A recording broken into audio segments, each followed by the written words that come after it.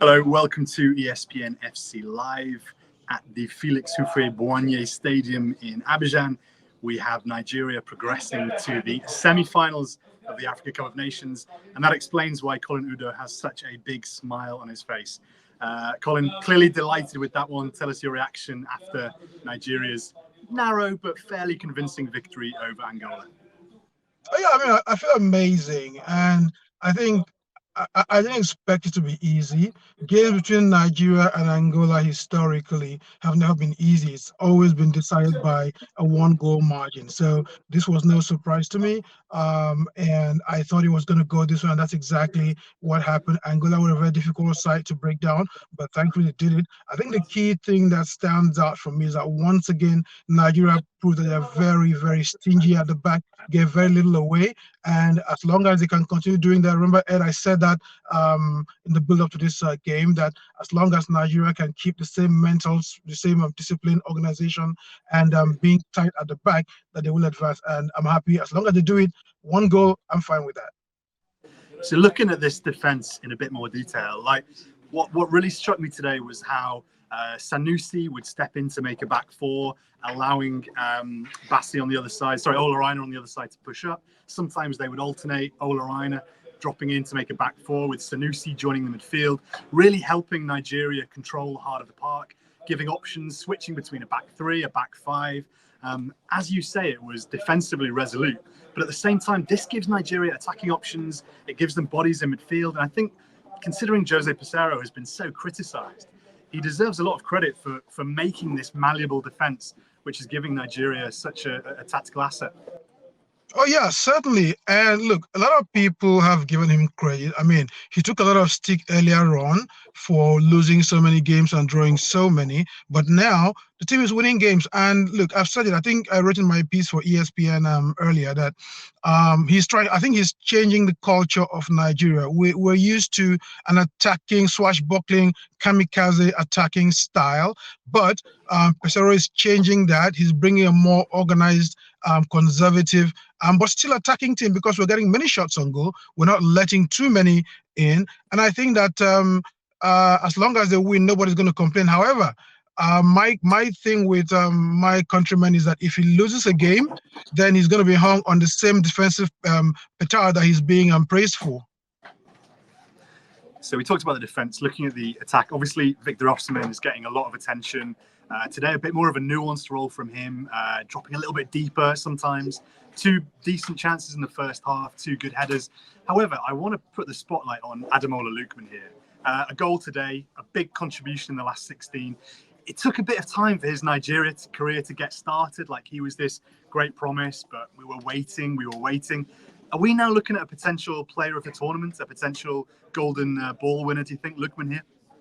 Oh, that's possible. I mean, he's worked his socks off. He's hardworking in defense. He's hardworking in attack, and he's always available.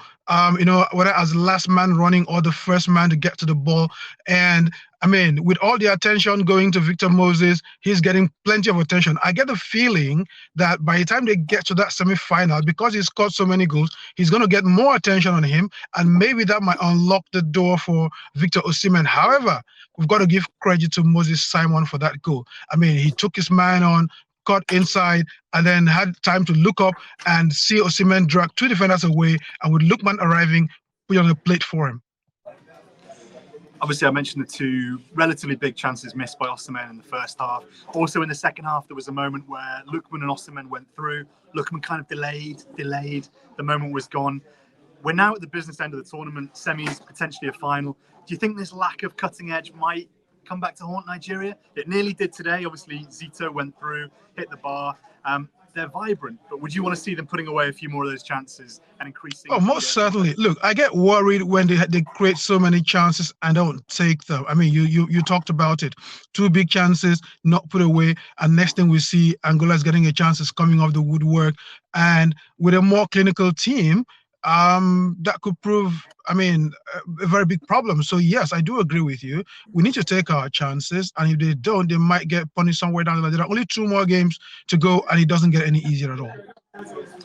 So you predicted from the knockout stages Nigeria would win. I think also I predicted they would go to the final or maybe win.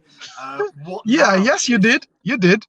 I can't remember exactly, but I think I did. But looking now, between one of the teams holding that title on February the 11th, what do you think is standing in Nigeria's way? Obviously, potentially South Africa or Cape Verde, but what are the weaknesses?